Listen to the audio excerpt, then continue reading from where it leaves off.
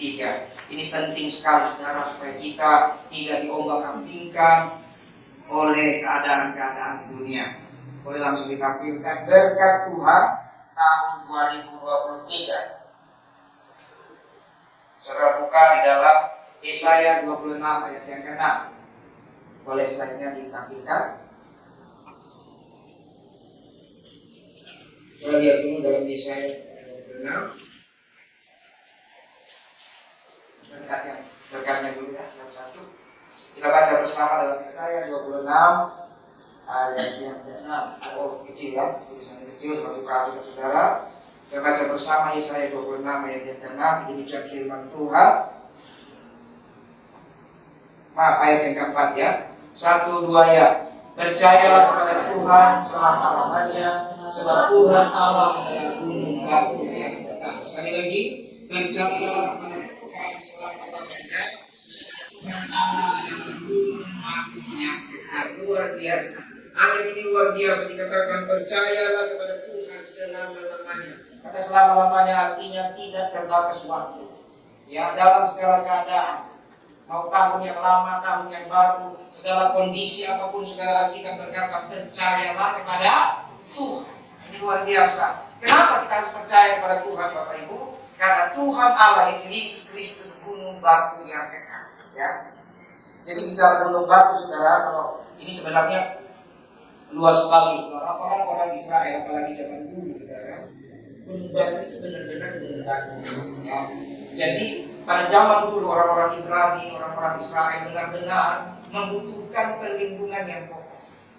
Ya, membutuhkan. Kenapa zaman dulu ada perang, berhadapan dengan orang-orang Amalek, ya. Bahkan dari zaman Mesir mereka harus lari dari padang gurun. Jadi belum serangan dari Firaun atau dari negeri tetangga, belum serangan dari Allah. Jadi kalau orang dalam padang gurun, saudara, butuh tempat perlindungan yang pasti. Dan tempat perlindungan yang pasti itu secara harfiah adalah gunung batu, saudara. Karena hanya gunung batu yang tidak akan bisa goncang, saudara. Dan Alkitab berkata bahwa Tuhan Allah, yaitu Yesus Kristus, adalah gunung batu yang kekal. Perhatikan baik-baik ya. Kata gunung batu yang kekal artinya dia tidak akan berubah. Makanya dalam kitab Ibrani dikatakan tidak ada perubahan. Ya, baik oleh bayangan, oleh keadaan, oleh situasi apapun, tidak ada perubahan.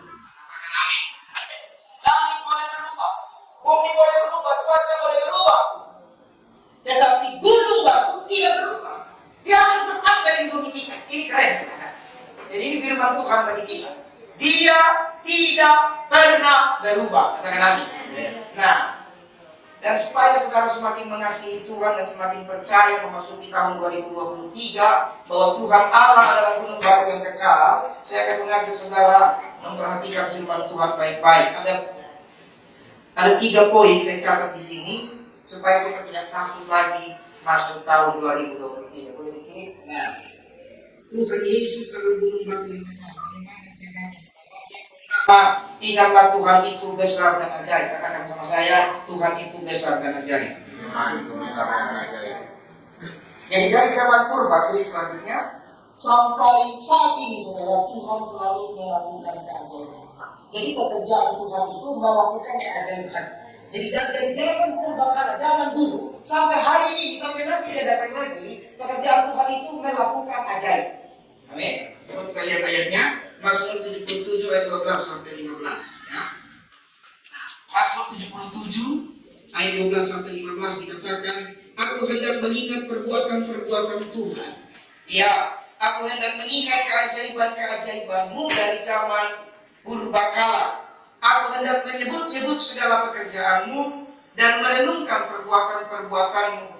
Ya Allah, jalan-Mu adalah kudus. Allah manakah yang begitu besar seperti Allah kami? Engkaulah Allah yang melakukan keajaiban. Engkau telah menyatakan kuasa-Mu di antara bangsa-bangsa. Luar biasa. Saudara, kita harus percaya bahwa Yesus yang kita percaya sudah lahir di bumi, yang sudah hidup dalam kuasa Roh Kudus dalam hati kita hari ini. Dia benar-benar gunung batu yang kekal.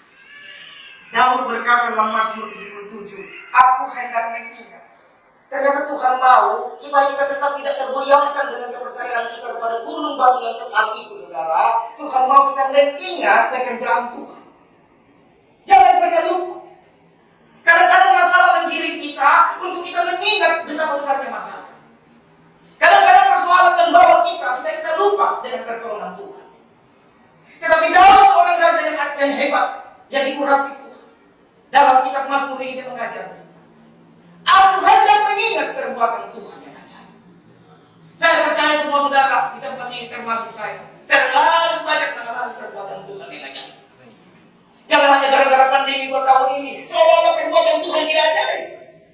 Kalau saudara ada hari ini, bisa bernafas hari ini, kita bisa merayakan tahun baru, itu karena perbuatan Tuhan yang ajaib. Kita ini semua alumni COVID, betul ya? Nanti sekali waktu itu di Natalisa, apakah istilah-istilah itu saya sudah lupa? Ya, alumni ada S1 kan, berarti 1 kancenan. Ada yang S2, 2 kancenan. Ada yang S3, betul kan? Ada yang kita sudah 3 kali. Ada teman saya, seorang pendidik sering ke daerah saudara, dia bilang sudah kenal lebih dari 3 kali.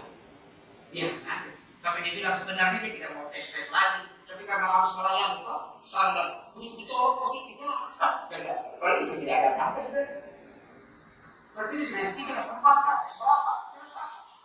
Jadi artinya Bapak Ibu Saudara, kalau kita bisa melewati itu satu kegagalan. Kita jangan main-main. Di balik memang ini ada yang virus, ya, kondisi medis, pandemi, ketakutan itu menghinggapi virus ini. Dan itu adalah pekerjaan setan. Jadi di satu sisi ada virusnya, amin. Tapi di satu sisi setan mulai memberikan ketakutan, memberikan kekacauan. Setan itu selalu suka dengan yang namanya kekacauan, betul?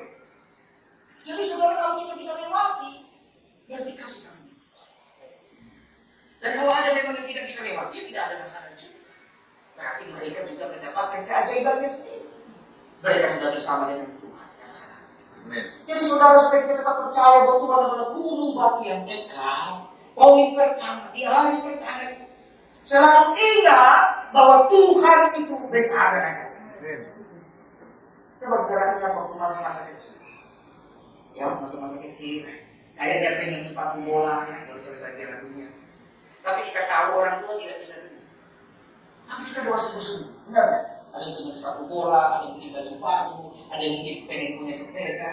Saya sendiri sepeda. Pasti jadi belikan orang tua. Dari kecil seringkali saya berdoa, Tuhan kasih saya sepeda. Gak dapat saudara, karena orang tua gak bisa beli.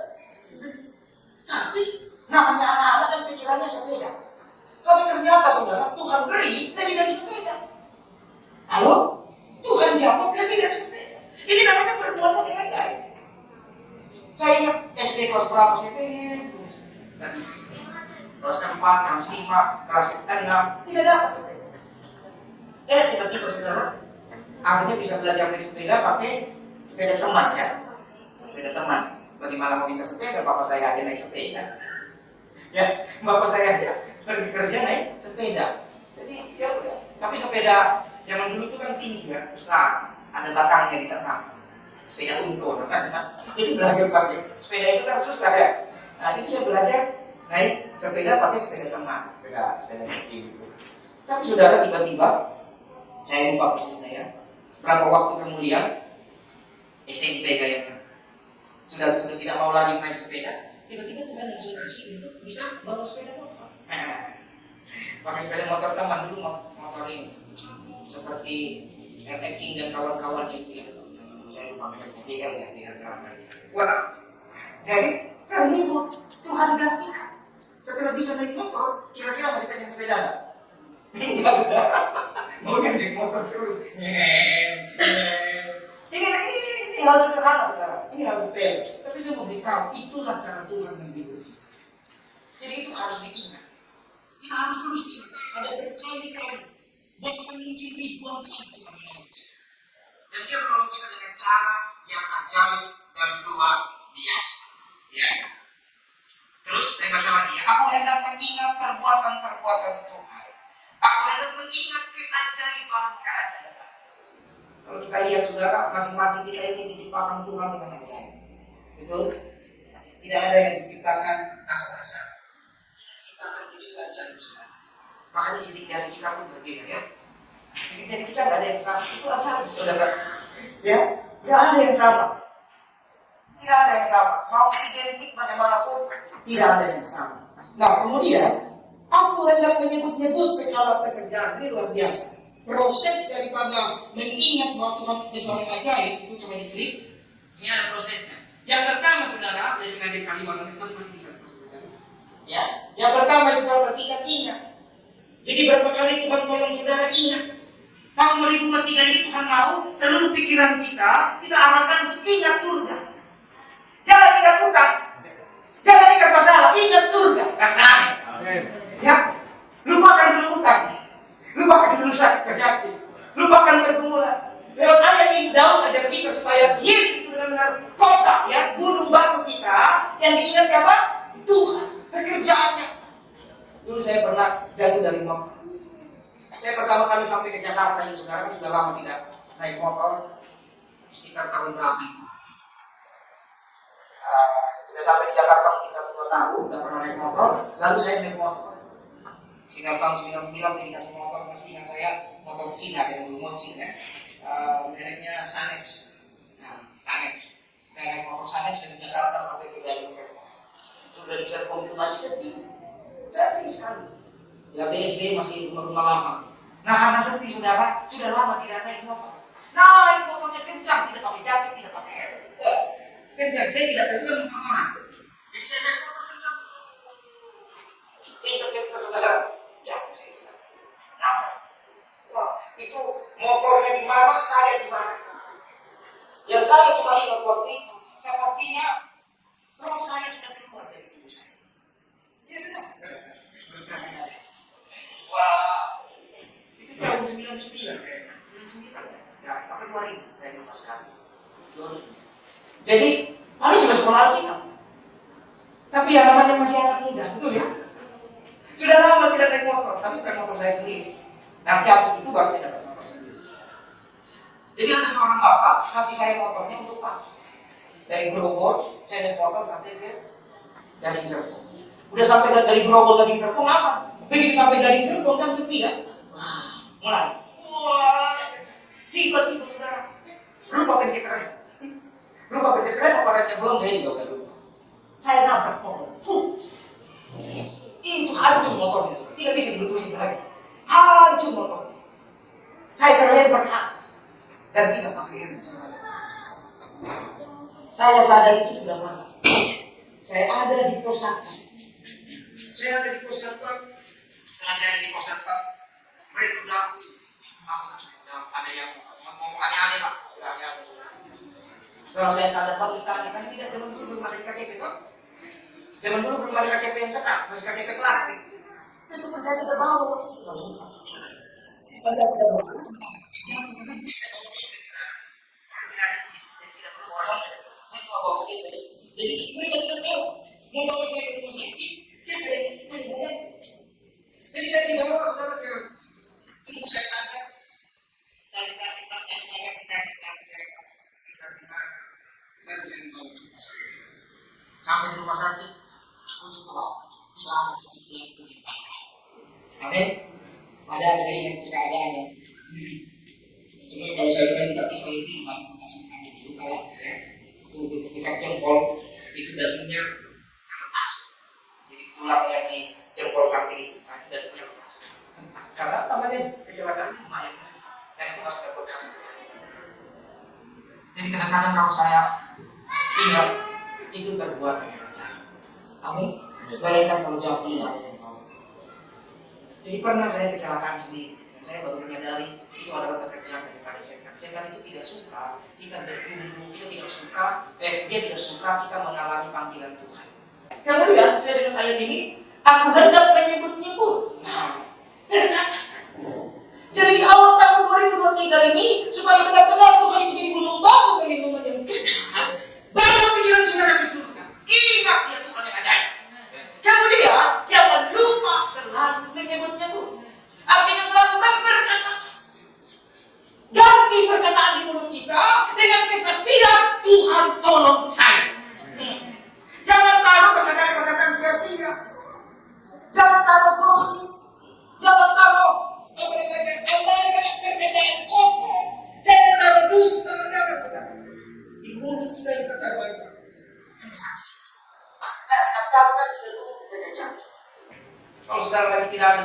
Saudara buka dompet, aduh tipis amat. Jangan bilang, aduh jangan saudara. Saudara gantikan dengan apa? Waktu yang lalu Tuhan isi penuh. Amin. Waktu yang lalu ini penuh. Jangan suka. Lalu saudara marah-marah sama anak. Kan biasa kalau lagi pergumulan, korban itu yang dibawa kita kan. Orang tua pasti korbannya anak. Suami korbannya istri. Betul nggak? Dan sebagai istri juga korbannya suami. Jangan sekarang. Kalau kita sudah terbiasa tidak bekerja, saya percaya saudara akan biasa juga memperkatakan firman Tuhan. Ya, kemudian renungkan ya, saudara. Ya Allah, jalanmu adalah kudus. Allah manakah yang begitu besar seperti Allah kami? Engkaulah sorry.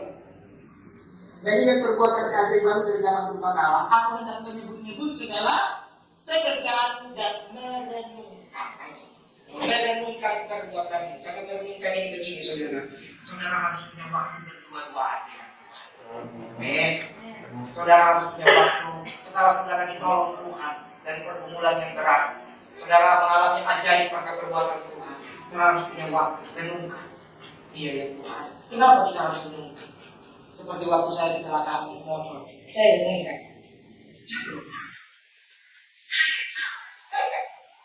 Apa salah? Ya begitu emosional, begitu senang naik motor. Itu kan motor orang.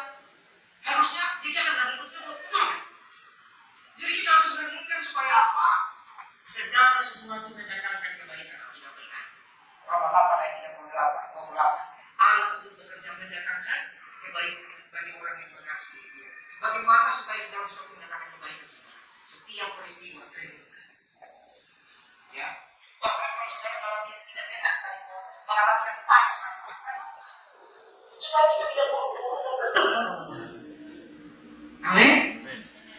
Kalau kita tidak renungkan, kita akan terbiasa cari kambing kita. Ya, jangan, tapi renungkan. Dan saya ada buat di situ. Ini juga untuk membentengi apa yang saya pernah katakan di Natal 5 di tanggal 25. Ya, manusia itu punya 3 manifestasi ketakutan. Yang pertama apa? Trauma. Masih ingat ya? Kalau belum ingkar lupa nanti nonton di YouTube ya. Manifestasi pertama daripada takut karena dosa melahirkan apa namanya manifestasi yang masih ada sampai hari ini. Yang pertama itu takut. Dan takut dia punya turunan. Turunan pertama atau manifestasi takut yang pertama adalah trauma. Trauma itu adalah sesuatu ketakutan karena apa yang pernah terjadi di masa yang lama. Betul nggak? Bayangkan saya pernah kecelakaan naik motor. Kalau trauma saya tidak bakal naik motor. Ada orang tidak pernah naik motor karena trauma karena jatuh. Betul nggak? Nah ini trauma. Nah, waktu kita mengingat perbuatan Tuhan, itu sama saja dengan kita menggantikan trauma-trauma Tuhan. Kalau kita mengingat kegagalan, kita akan trauma. Tapi kalau kita mengingat keajaiban Tuhan, kita akan semangat. Amin. Kalau ingat saya kecelakaan naik mobil, nggak berani saya naik mobil, betul kan?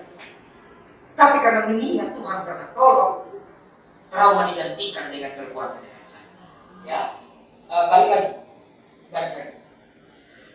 Yang tadi masih di poin tadi. Nah, di bawah. Nah, klik. Ya. Kemudian berkata, ingat itu untuk menghancurkan trauma. Tapi memperkatakan atau menyebut-nyebut supaya kekhawatiran saat ini, kecemasan saat ini pergi. Ada trauma, ada takut, ada khawatir. Sama-sama. Ada trauma, ada cemas, ada khawatir. Trauma, cara menggantikan trauma bagaimana? Ingat pekerjaan Tuhan. Jadi kita tidak ingat masalah, tidak ingat ketakutan. Tapi cara mengusir kecemasan. Misalnya saudara lagi tidak ada uang saat ini, itu kan kecemasan saat ini. Betul. Detik ini, bagaimana cara mengusir? Berapa firman Tuhan? Amin. Dan ini saya sampaikan saudara, saya alami secara pribadi. Kalau lagi berat saudara, lalu kita mulai memperkatakan masalah, wah, makin besar masalah itu. Bukan jadi gunung batu perlindungan, tapi jadi gunung batu pergumulan. Coba saudara perkatakan pergumulan kayak gini. Tambah besar. Ada orang yang hari-hari perkataannya tidak. Memang saya ini begini. Kalau nggak begini nanti saya lain. Halo? Yang dikatakan jelek. Itu datang karena apa? Ketakutan saat ini. untuk menggantikan, untuk membentengi kita dari ketakutan seketika. Berkatakanlah segala jiwa kita, roh kita tidak diisi dengan kekhawatiran yang berundangan.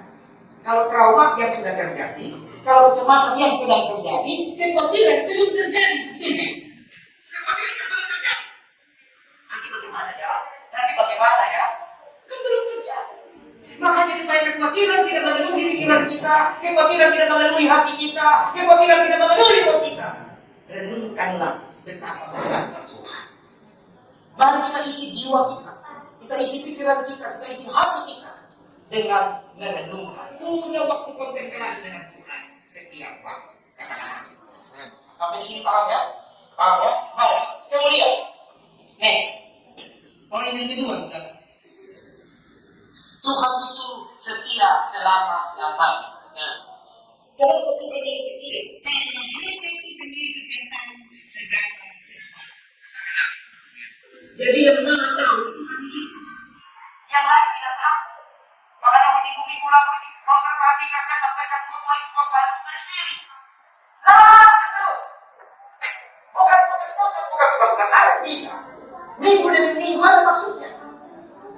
Ada? Minggu demi minggu ada maksudnya. Jadi kita ini dirancang Tuhan. Hidup kita dirancang, bukan dirancang. Hanya Tuhan Yesus yang tahu segala sesuatu. Coba buka Yesaya 46 ayat 9 sampai 10. Yesaya 46 ayat 9 sampai 10. Ya. Ingatlah hal-hal yang dahulu dari sejak purbakala, bahwasanya Akulah Tuhan dan tidak ada yang lain. Akulah Allah dan tidak ada yang seperti Aku, yang memberitahukan dari mulanya hal yang kemudian dan dari zaman purbakala apa yang belum terlaksana, yang berkata keputusanku akan sampai dan segala kehendakku akan kulaksanakan. Sama dengan ayat yang di atas tadi, saudara, dalam Mazmur. Dari zaman purba, Tuhan Yesus itu tidak ada yang seperti Dia.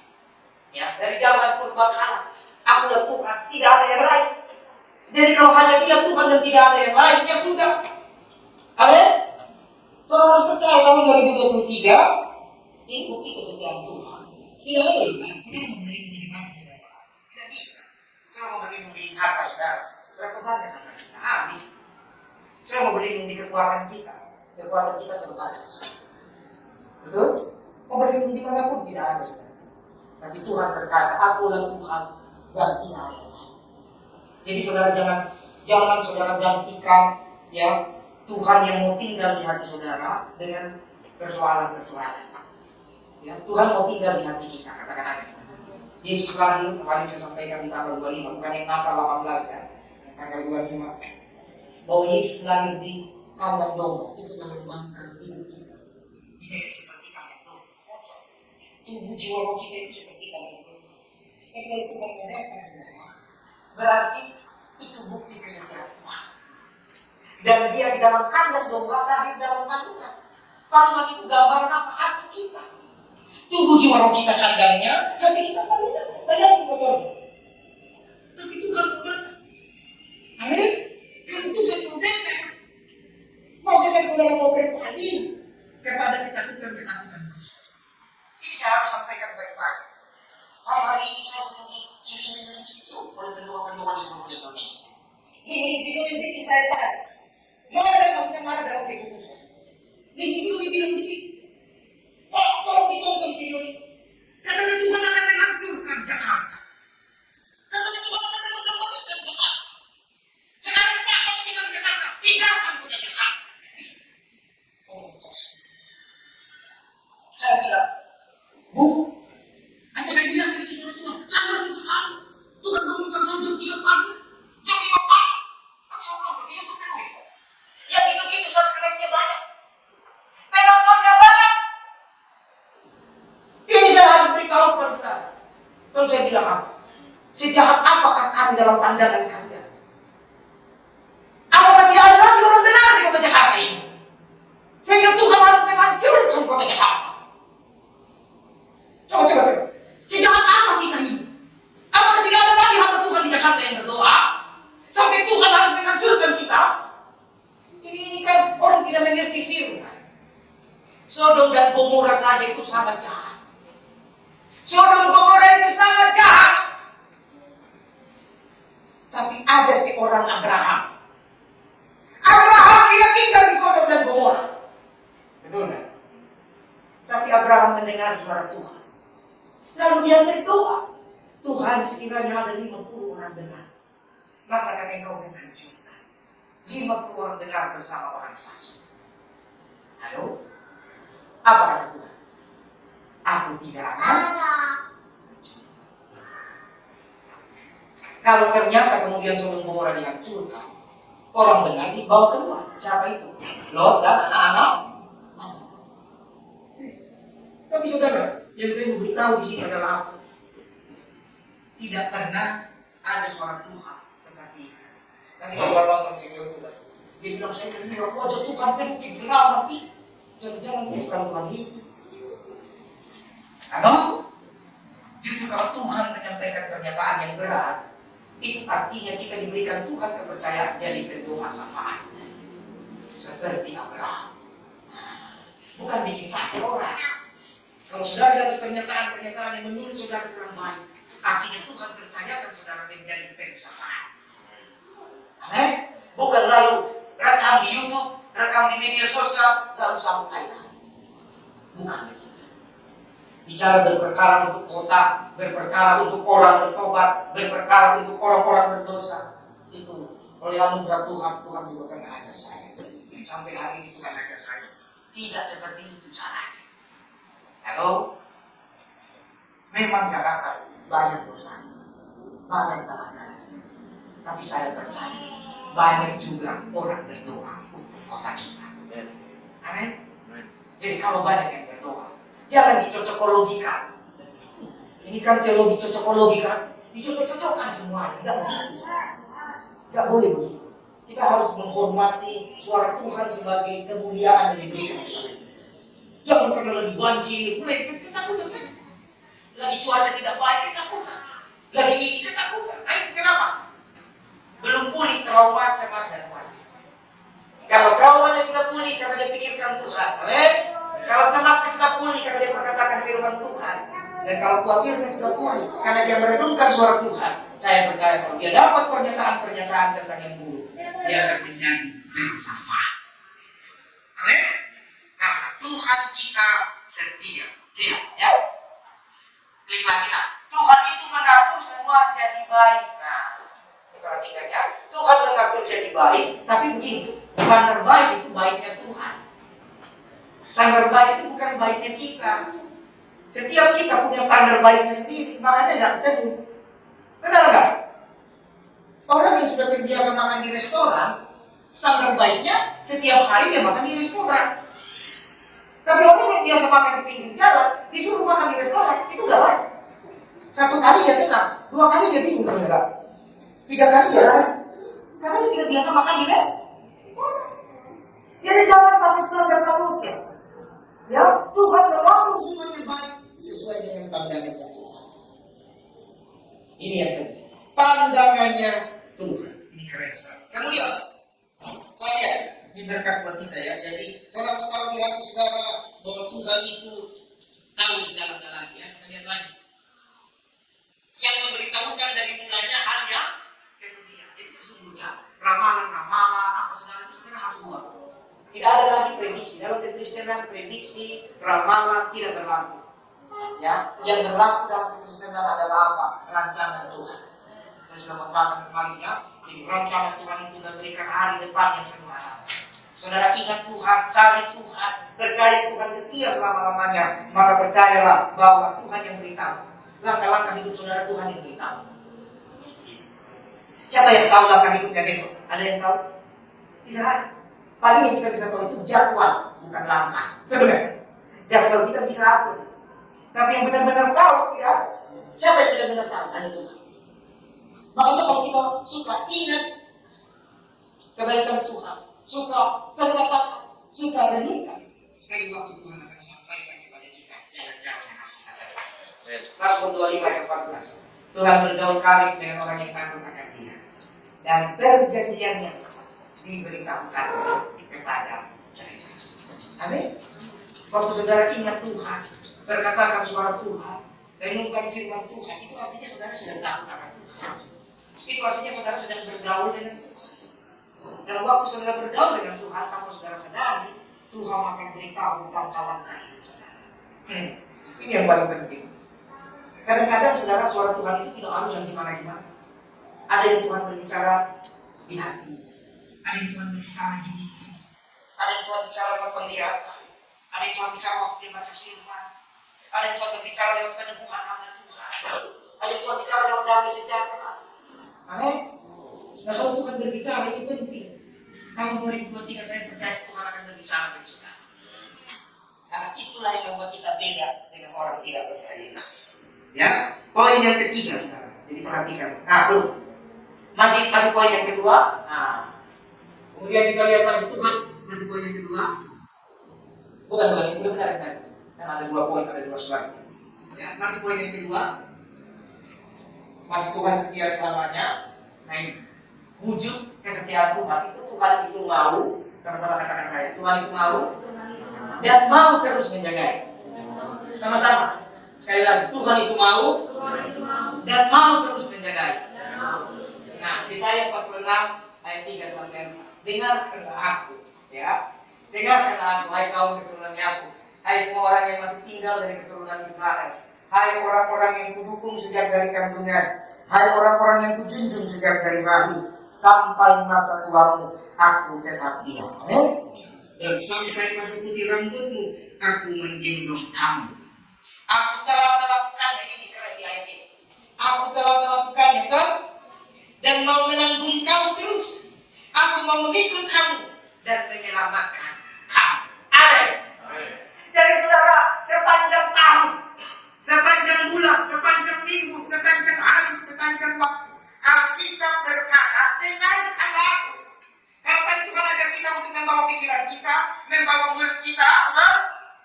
Membawa hati kita kepada Tuhan. Sekarang Tuhan juga membawa telinga kita kepada Tuhan. Jangan kita dengar-dengar perkataan-perkataan orang tidak percaya.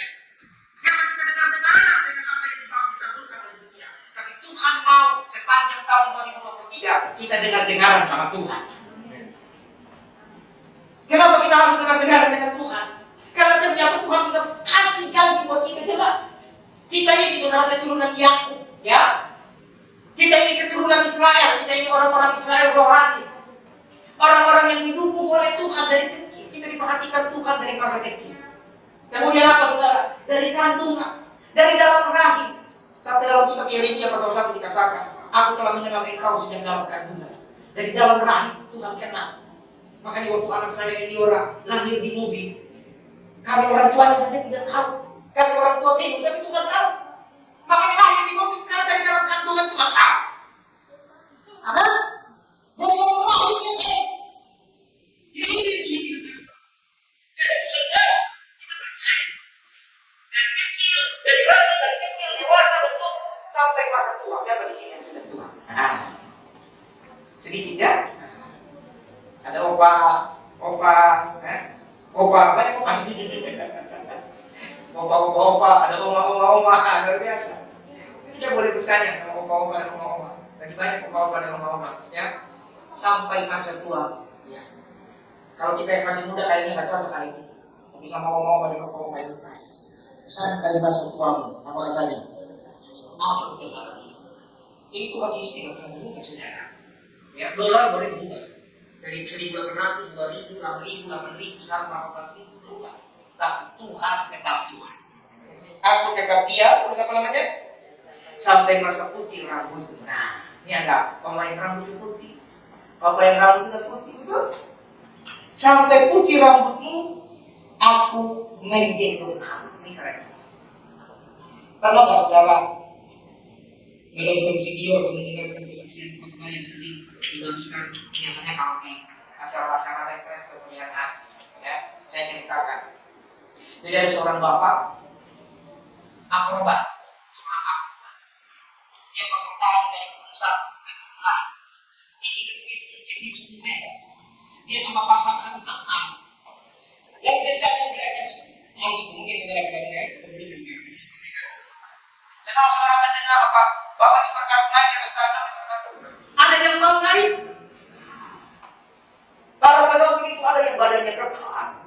hebat atletis. Tapi begitu Bapak itu berkata, ada yang mau naik bersama saya? Tidak ada yang berani. Meskipun badannya kekar, atletis, tidak ada yang mau naik. Tiba-tiba ada seorang anak kecil, taruhlah seperti si Crespo atau Rema. Anak kecil angkat anak, aku bau. Lalu Bapak itu ambil anak itu, lalu dia naik di atas. Ditaruh di atas kepala pundak, dia gendong ke selala, menggaya bagaimana. Lalu dia berangkat. Anak itu saudara tertawa di atas gendongan bapaknya, saudara. Tenang dia. Lalu sampai ke gedung sebelah. Setelah sampai di gedung sebelah, orang-orang bertanya, kenapa kamu tidak takut melewati selutas tadi? Anak itu bilang, karena dia bapak kuat.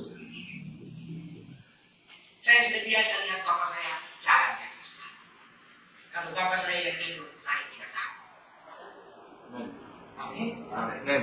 Para penonton badannya atletis, keren-keren, tapi tidak pernah lihat. Bukan bapaknya, gak berani.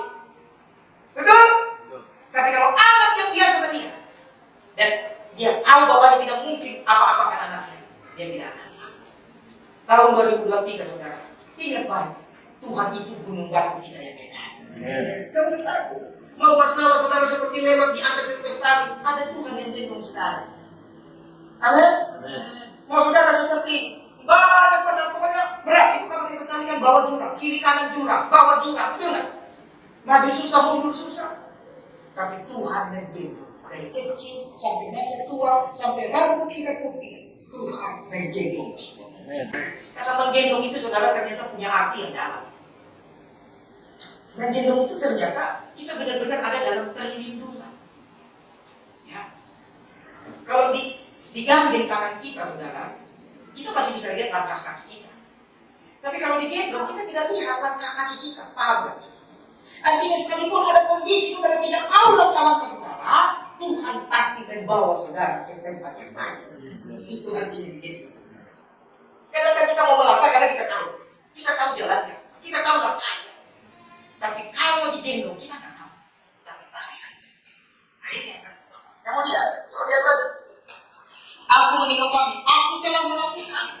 Ternyata Tuhan sudah banyak melakukannya dan mau menampung kamu terus. Makanya di atas saya catat Tuhan itu mau dan mau terus. Jadi Tuhan pernah lakukan, dia akan terus lakukan. Dulu dia tolong kita, dia gendong kita, dia akan terus tolong, dia akan terus gendong kita, dia akan terus jaga kita sampai selama-lamanya.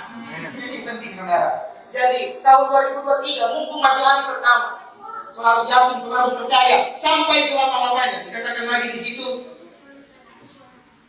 aku telah melakukannya. Apa yang pernah dilakukan Tuhan, dia gendong kita. Kemudian dia mau menanggung kita terus. Dia menanggung kita. Siapa di sini yang berani menanggung orang lain? Ada kan? Yang berani menanggung kita cuma siapa? Tuhan kita. Aku menanggung kamu terus. Aku mau memikul kamu. Itu sebabnya ayat ini penggelapan itu di kayu salib. Perhatikan baik-baik. Semua firman itu tidak ada asal jadi. Ya, kenapa Tuhan harus pikul dosa kita di kayu salib? Karena dari zaman Nabi Yesaya, Yesus berbilang, aku mau pikul kamu. Dia pikul, apa yang dipikul? Kemenangan kita, kelemahan kita, masalah kita, pergumulan kita, itu Tuhan pikul. Saya mau saudara di gereja kita di tempat ini, kekristenan kembali kepada nilai sejati daripada kekristenan. Jangan digonta-ganti. Suka tidak suka bicara kekristenan, bicara Yesus, itu akan bicara kemuliaan Tuhan, itu adalah bicara salib, itu adalah bicara sarkan diri. Amin. Bukan hanya bicara sekedar diberkati, bukan sebenarnya. Tuhan sudah bilang dia mau berkati kita, dia mau jaga kita, dia gendong kita, dia pikul kita. Tapi kita harus hormati dengan suara Tuhan. Amin. Jadi dengarkanlah Tuhan. Mari pegang telinga saudara. Sama-sama bilang, saya mau dengar Tuhan. Saya tutup telinga saya dari berita-berita yang datang dari Tuhan. Saya mau berkata dalam mulut saudara. Saya mau berkatakan keajaiban Tuhan. Saya taruh tangan di kepala saudara. Saya mau ingat keajaiban Tuhan. Saya taruh tangan di hati saudara. Saya mau merenungkan perbuatan Tuhan yang ajaib, luar biasa. Poin yang terakhir saudara. Kalau yang pertama tadi Tuhan itu besar dan ajaib. Kemudian Tuhan itu setia selama-lamanya. Dan yang ketiga saudara, Tuhan menyertai selama-lamanya.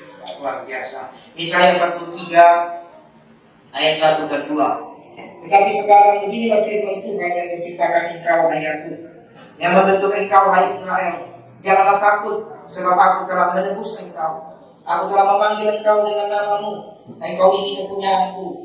Apabila engkau menyeberang melalui air, aku akan menyertai engkau. Atau melalui sungai-sungai, engkau tidak akan dihanyutkan. Apabila engkau berjalan melalui api, engkau tidak akan dihanguskan, dan nyala api tidak akan membakar engkau. Kita ini diciptakan, saudara, dibentuk, ditebus, dipanggil, dan disertai Tuhan. Ini ayatnya jelas. Kita diciptakan, dibentuk, ditebus. Jadi diciptakan. Setelah diciptakan ternyata ada kekacauan. Ya, seperti Adam dan Hawa, kacau, chaos. Tuhan bentuk baik-baik. Ternyata yang sudah dibentuk pun masih kacau kan, jatuh dalam dosa. Tuhan tebus. Sudah ditebus, saudara, masih tidak percaya dengan pertolongan penebusan Tuhan. Tuhan panggil. Sudah dipanggil, masih tahu, masih percaya dengan Tuhan. Tuhan bilang aku menyertai. Hebatlah Tuhan siapa? Kita diciptakan, kita dibentuk, kita ditebus, kita dipanggil, kita disertai. Maka ada tiga kali dikatakan, apabila engkau menyeberang dalam air. Ini keren. Bicara air, saudara, saya jelaskan kan. Ada satu elemen di dunia ini, saudara-saudara kita yang percaya dengan elemen-elemen dan ini juga sudah mulai masuk dalam gereja. Kan? Ada banyak gereja yang mulai percaya dengan elemen-elemen itu. Ini repot sekali. Karena waktu lalu saya undang kami satu kantor, mereka semua dalam satu komunitas percaya dengan elemen. Jadi katanya, ya nantilah kapan kita jelaskan, saudara. Tapi saya mau beritahu saudara, dulu ada pernah satu elemen yang menghancurkan dunia, namanya air. Itu terjadi pada zaman siapa? Zaman seluruh air menutupi bumi. Tidak ada yang tidak tertutupi. Artinya apa, saudara? Ada masa-masanya kita akan masuk dalam pergumulan yang seluruh dunia juga ada. Di mana kita juga akan terhisap dalam pergumulan itu. Di mana kita juga mau tidak mau tersesat, terjebak di dalam keadaan itu. Di mana mau tidak mau kita ada dalam situasi itu. Tapi Tuhan berkata, apabila engkau menyeberangi air, keadaan-keadaan yang mau tidak mau saudara harus lewat. Tuhan berjanji dalam firman-Nya, aku menyertai engkau. Amin. Di tahun 2023 nggak usah takut, saudara. Stop nonton video-video yang menakutkan. Ramalan-ramalan. Ini janji Tuhan. Kenapa kita tidak mau cari? Ada begitu banyak pendeta-pendeta yang mengkhotbahkan yang baik. Benar kan? Kenapa malah kita mau dengar itu? Maaf, tapi kita mau dihancurkan. Seolah-olah mereka senang kalau kita itu hancur. Dan itu masalah tidak begitu. Tuhan bilang, aku mau seorang pun tidak binasa. Artinya masih ada kesempatan. Kalau sudah tidak mau lagi orang itu diselamatkan, itulah yang terjadi. Amin. Jadi kalau kita harus melewati satu kondisi yang kita tidak bisa tolak, Tuhan menyertai. Bahkan kita harus lewati sungai ini kan bagi sudah ikut arus. Kadang-kadang kita seperti kita harus ikut arus, benar tak? Tuhan bilang, aku tidak akan menghanyutkan. Engkau tidak hanyut. Engkau tidak hanyut. Jadi kalau kita sudah harus ganti HP, harus kan? Tidak mungkin kita dapat pakai HP baru. Tidak mungkin kita masih pakai HP yang teronet. Tidak mungkin. Kita harus pakai HP yang touchscreen, ya kan? Sekarang sudah harus pakai HP yang apa dulu? iPhone kah? iPhone mereka, Android kah? Yang gitu-gitulah. Kita harus pakai kan? Tapi tidak hanyut. Bagaimana cara tidak hanyut? Kita akan pakai sesuai kebutuhan. Yang hanyut itu apa? 2 bulan ganti, kan? 3 bulan ganti. Itu hanyut. Tapi orang yang percaya bahwa Tuhan Yesus gunung yang kekal, dia tidak hanyut. Amin? Tidak, itu saya takut, saudara. Kayak contoh yang paling sederhana pandemi, kan? Kita semua melewatinya, kan? Semua kemana-mana kena dampak harus pakai masker. Ya, kemana-mana harus vaksin, harus segala macam. Tapi Tuhan tidak ada. Ini luar biasa. Kemudian, engkau tidak akan dihanguskan dan nyala api tidak membakar engkau tidak keren. Ini yang tadi secara persoalan atau pergumulan yang mana mau tidak mau kita harus lewati. Tapi Tapi ada nanti Tuhan izinkan kita masuk dalam pergumulan yang sangat personal, di mana butuh iman. Ya, apa itu bicara persoalan yang berat, membutuhkan iman. Oh, butuh itu. Seperti yang Sadrak, Mesak, Abednego. Semua bicara api itu butuh iman. Saya cuma catat Sadrak, Mesak, Abednego. Api juga pernah terjadi dalam zaman Elia, itu butuh iman. Oh, semua yang berurusan dengan api itu bicara pergumulan. Tapi tidak akan terbakar, tidak akan habis. Asal saudara tetap berlindung ke dalam gunung batu yang kekal itu. Iman akan Tuhan tambah-tambahkan. Kita berkata barang siapa punya iman sebesar biji sesat, ia akan berkata kepada gunung ini pindah, gunung itu akan pindah. Jadi waktu saudara punya persoalan secara pribadi berat rasanya, ingat baik-baik, engkau tidak akan dihapus. Jadi mau masalah sebesar apapun, Tuhan sudah berjanji dari zaman dulu, dia akan baik. Makanya dalam Yohanes 14 sudah berkata, aku akan mengirimkan penolong yang lain. Ini saudara harus saya ulang-ulang, yaitu Roh Kudus. Dunia tidak dapat menerima dia, karena dunia tidak mengenal dia. Tetapi kamu mengenal dia, katakan dia adalah penolong menyertai kamu sampai selesai. 2023 ini saudara, yang baik Tuhan besar dan ajaib. 2023, ingat bahwa Tuhan itu setia selama-lamanya. 2023 ingat dia menyertai kita. Lewat air, lewat api, tidak masalah. Karena Tuhan menyertai.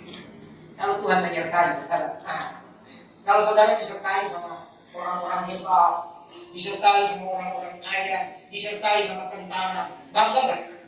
Bang, kita di saudara disertai oleh Tuhan. Masa takut? Saya tidak takut sekarang. Ya. Kalau kita dengar suara manusia itu, makanya Tuhan bilang, dengarkan Tuhan supaya kita tidak menjadi takut. Nah, saya perhatikan ya, saya minta waktu sedikit sebelum kita perjamuan kudus. Kalau bicara air itu tadi saudara mungkin saudara bisa lebih paham. Tapi bicara api saudara, karena begini. Waktu Sadrak, Mesak, Abednego saudara, mereka demi mempertahankan imannya, ya, karena mereka berdoa, mereka punya posisi yang baik sebagai wali negeri bupati ya di setiap wilayah pada zaman itu. Tiba-tiba mereka dihadapkan dengan keputusan yang berat. Sampai akhirnya mereka disiksa, bicara api juga bicara siksa, diperkatakan yang tidak baik. Sampai akhirnya mereka masuk ke dalam dapur. Dan di dalam dapur aku saya lihat Tuhan menolong dia, Tuhan menolong Sadrak, Mesak, Abednego hanya karena apa? Karena iman. Mereka tidak bisa keluar dari api. Perhatikan baik-baik. Mereka tidak bisa terjun itu api, tapi mereka masuk dalam api. Tapi mereka bilang begini, jika Tuhan yang kami sembah tidak bisa menolong kami, kami pun tidak akan sujud menyembah dewa Tuhan. Ini iman. Artinya, sekalipun saudara harus dihadapkan seperti keadaan itu, sekali Yesus. Kemudian, waktu Elia, itu kan satu pertarungan yang hebat. 1 lawan 850 orang. 450 Nabi Baal dan 400 Nabi Astera. Berarti 850 orang. Sama-sama meminta api turun dari surga. Betul? Semua sudah pakai gaya benar. Tapi Elia dapat kesempatan yang api. Dia tuangkan air di mezbah itu, ya, sampai penuh. 3 buyung sampai penuh. Lalu dia berdoa, api menyala. Amin. Tapi habis itu apa yang terjadi? Tiba-tiba Isabel datang. Ya, apa kata Isabel? Sebagaimana dia perlakukan nabi-nabiku, demikianlah aku akan membunuh dia. Wah, takut nggak saudara? Tapi Elia bersembunyi di mana saudara? Di kaki Tuhan. Jika dia lari saudara sampai ke sungai Kerit, disitulah Tuhan pelihara. Tuhan bicara. Dia tertidur, dia sudah bingung. Apa yang kau perbuat di sini? Aku bekerja sebaik-baiknya bagi Tuhan. Dikasih roti, bangun, makanlah, karena perjalanan masih jauh. Dia nggak mau, dia tidur lagi. Lalu Tuhan bangunkan lagi, bangunlah, makanlah, perjalanan masih jauh, nggak mau, dia tidur lagi. Bangunlah sampai 3 kali, makanlah, perjalananmu masih jauh. Dan dia makan saudara, itu makan 1 kali, dia jalan 40 hari. Nah, ini kita baru ibadah 1,5 jam, perut sudah mulai lapar. Dia makan 1 kali, dia jalan 40 hari. Orang yang mau percaya bahwa Tuhan gunung batu, sekalipun masalah berat seperti api, iman itu melakukan hal-hal yang mustahil. Amin. Jadi kalau bicara air itu masih biasa. Bicara api, tahun 2023 saudara akan membawa Tuhan melakukan hal-hal yang mustahil. Orang bilang tidak mungkin, saudara bilang biasa saja. Orang bilang tidak mungkin, tidak berhasil, saudara senyum-senyum, saudara mungkin Tuhan berhasil. Kalau saudara melewati api, tidak akan ada mustahil. Itulah berkat firman Tuhan di tahun baru ini. Saya berdoa Tuhan berkati kita. Baik,